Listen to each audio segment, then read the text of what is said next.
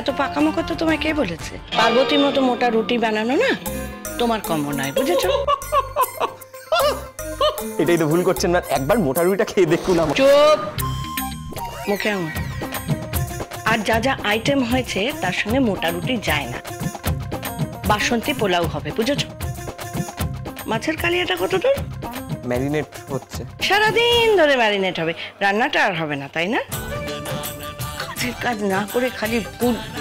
আরে যে তুমি এখানে কি করছো? হ্যাঁ, লম্পজম্প কেন করছো? মানে যত ঘর সুমনের দোষ, মানে যত দোষ সব কি আমার? আমাকে দেখলে খালি মাথাটা চিরবির চিরবির করে না? আমি রুটি বানাচ্ছি। তুমি যাবে এখান থেকে নাকি সব কাজ ভন্ডুল করার মতলবে আছো? আমি যাব না। যাও। বলছি দেখুন না কত মোটা হয়েছে ব্যাপারটা, একবার একটু করি। মাছের কালিয়া এক্ষুনি বসাবে। আমি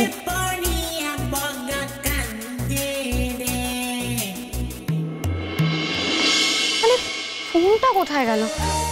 আমার মাথায় যে অবস্থা হয়েছে না, ওই খেলাকে বলে মামনি ব্রাহ্মী শাক খেতে, আমাকেও ব্রাহ্মী শাক খেতে হবে। কোথায় গেল ফোনটা? কোথায় রাখ? এখানে। এটা তো দেবের ডায়েরি।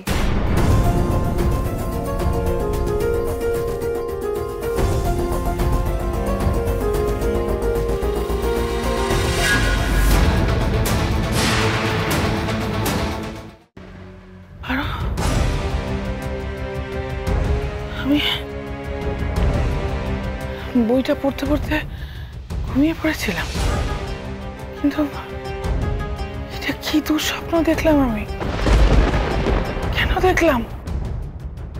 তাহলে কি পারোর জীবনে সত্যি কোনো দুর্যোগ নিয়ে আসছে?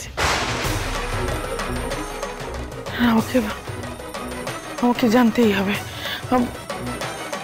নমিতা, আচ্ছা নমিতা আমাকে বলেছিল যে ওর একজন কেউ চেনা জানা সাধিকা আছে যিনি বর্তমান ভূত ভবিষ্যৎ সবটা বলে দিতে পারেন।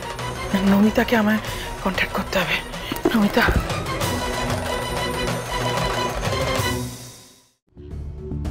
হ্যাঁ দিমা বলো। আজকে তো জামাই ষষ্ঠী, তোমাকে আমি আশীর্বাদ করতে পারবো কিনা জানি না, পারো। এই দূর থেকেই আশীর্বাদ করছি, তুমি খুব ভালো থেকো। পারো। দিমা তোমার কি হয়েছে বলো তো? গলাটা এরকম শোনাচ্ছে কেন? তোমার কি শরীরটা খারাপ? থাকা আর না থাকা আমি বেশ বুঝতে পারছি। পারো, আমার সময় ঘনিয়ে এসেছে। তোমার সাথে বোধহয় আমার আর দেখা হলো না, সে হোক বা না হোক। আজকে জামাই ষষ্ঠী তো, তুমি আর দেব আমার প্রাণ ভরা আশীর্বাদ নিও।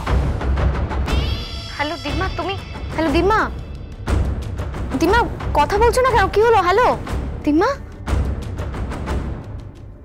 দেব, তুমি আশেপাশে থাকলে সোম থেকে রবি প্রতিদিন বিকেল 5:30টায় স্টার জলসায়।